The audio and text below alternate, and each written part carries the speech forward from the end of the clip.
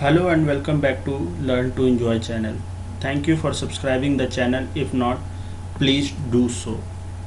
In this video we will cover about preprocessor and post-processor elements. Note, we will be using our same script which we have designed in our last video, CRUD operations, using HTTP sampler.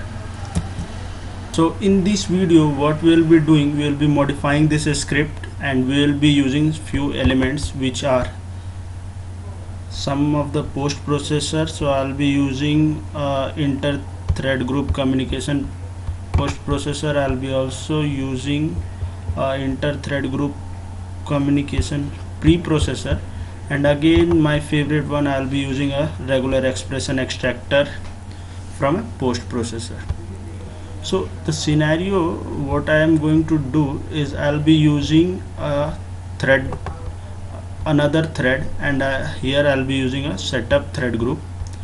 So within a setup thread group I'll be executing a get request, and whatever from the value which I'll be receiving from the get request, I will extracting some data from that particular request. So I'll be extracting some data with the help of a regular expression extractor, and after extracting that value I'll be passing that value with the help of an inter-thread communication post processor. I'll be passing that particular value from stepping thread group to a main thread group, and after passing that value I'll be capturing that particular value with the help of a inter-thread group preprocessor before hitting the post request, and after capturing that particular value I'll be passing that value here in a name. So this is our task, job to do. Okay, I'll have to execute this test, and once I'll get the response data, then I can do some extraction with the help of a regular expression extractor. So in order to execute this, I'll have to define this server variable, as this particular user defined thread group is within this main thread, so I can pass it at a test plan level. So now I'll be able to use in my both of the thread instead of only main thread. Okay, now everything looks fine to me. Let me execute this test.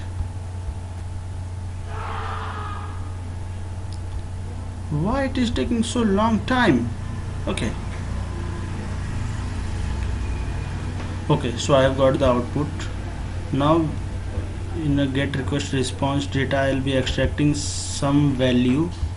So in order to extract, I'll be using a regular expression tester as well to test, so whatever the value I'm extracting is correct or not. So I will be extracting a first name. Okay, so I can extract a first name. So based upon his or her email ID, I'll be just taking a reference so that I can easily identify whose email ID, whose first name I am picking. So here I am extracting a username using a regular expression. So after extracting a value, I'll be passing it to a f name variable. Okay, this is my first group. Fine, match number 0, so random, and if could not find, then give it as error. Okay, so in this way I'll be able to extract the value, and I will pass that value to a variable name as f name. After that I'll be adding it to a queue. So what is that? The f name variable, because I don't know the value, so I'm again passing it as a variable dynamic.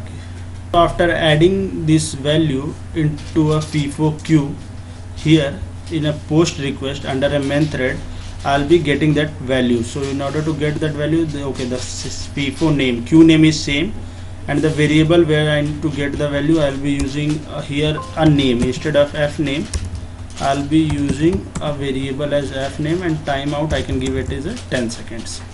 And here in a post request job to do, I'll be getting this value with the help of a function, and the function is function underscore FIFO put data and it takes two parameter. First of all, it take a queue name, so the queue name is sync FIFO,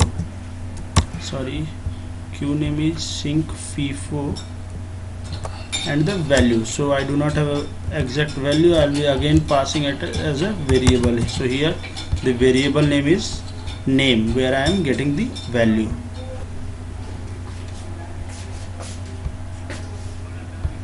Passed here, waiting for the output. Okay, so the first request passed. Yes, here you can see I have got the value Lindsay.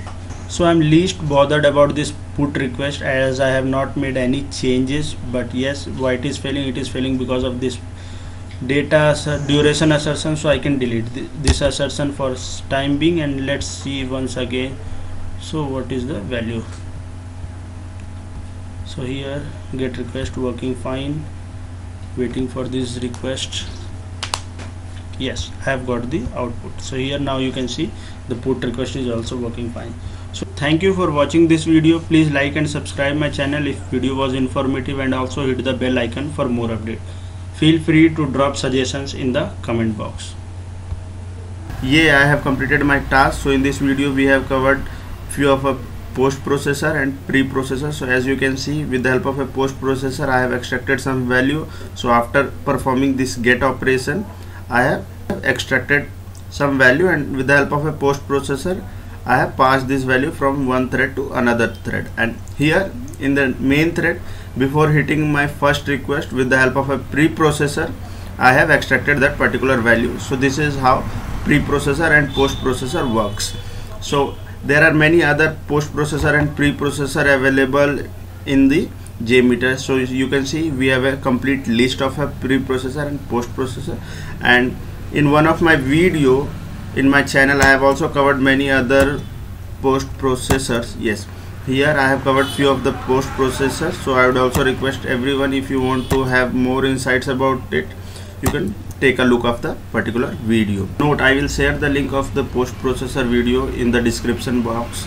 Thank you for watching this video. Please like and subscribe my channel if video was informative, and also hit the bell icon for more updates. Feel free to drop suggestions in the comment box.